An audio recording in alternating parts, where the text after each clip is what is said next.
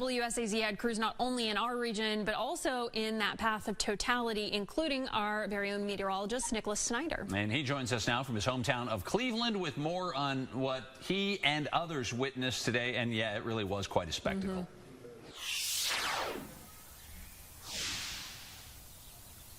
Yeah, Tim, that's the only way you could really describe it. Quite a spectacle indeed. And like you said, I was lucky enough to come up to where I pretty much spent my entire childhood here on the shores of Lake Erie to enjoy this spectacle out here.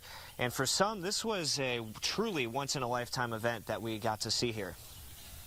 Beginning in the morning hours on April 8th, 2024, on the west side of Cleveland, there was a buzz in the air. People from all over the country, in fact, traveled here to view a total solar eclipse. I've never seen a full totality. We've seen partial eclipses and things like that, and, just thought it would be really cool. By afternoon, crowds were gathered by the thousands over at Lakewood Park, where it looked more like the 4th of July compared to a day in early April. And by 2 p.m., things started getting dimmer in the sky. The experience was exhilarating, to say the least. Mary Frances Bria was able to watch the spectacle with her family in her own backyard, and she says she has never seen anything like this. We were in the backyard with all of my cousins, and we started cheering, and everybody was hooting and hollering, and it just was a great time. But once the totality hit, hooting and hollering changed completely. For me, I felt a sense of peace. Meanwhile, at Lakewood Park, cheers could be heard all around the North Coast. Wow. Bria says she feels lucky to have been part of such a spectacular event. I recently moved here from Washington, D.C., and to be in the path of this fabulous event was beyond words.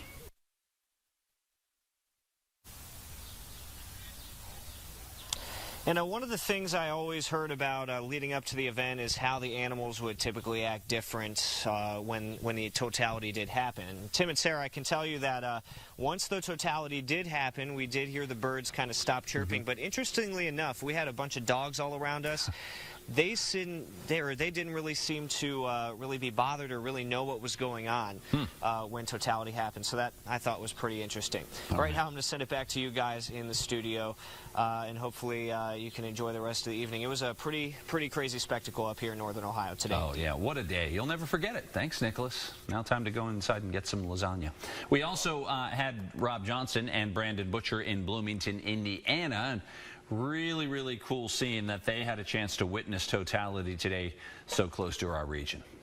Though not in the path of totality, Charleston still got treated to seeing a good bit of the sun being blocked by the moon. The clouds parting just enough for people to catch a glimpse of that eclipse at its peak.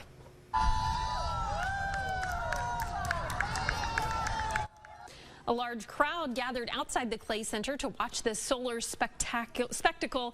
The venue used today as a teaching experience for its guests, opening the planetarium for them to watch a live broadcast of the eclipse from NASA, and then using a telescope outside to allow them to get a direct view of the sky. Hearing that just cheering and applause when it hit its totality, I mean, it was audible. Everyone in the area could have heard it. It was truly a memorable experience. The Clay Center isn't normally open on Mondays, but they made an exception today for this awe-inspiring moment.